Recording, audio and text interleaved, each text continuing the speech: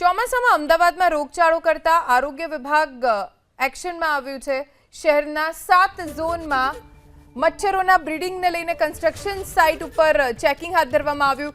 રોગચાળો વકરી રહ્યો છે, જેના કારણે આરોગ્ય વિભાગ એક્શનમાં આવ્યું છે। કન્સ્ટ્રક્શન સાઇટ ઉપર મચ્છરોના બ્રીડિંગને લઈને ચેકિંગ કરવામાં આવ્યું। થલતેજની સહજવન સોસાયટી પર ડેન્ગ્યુની ઉત્પત્તિ, બ્રીડિંગ મળી આવ્યા। એએમસીની ટીમે સાઇટને સીલ કરીને કામગીરી શરૂ કરી છે।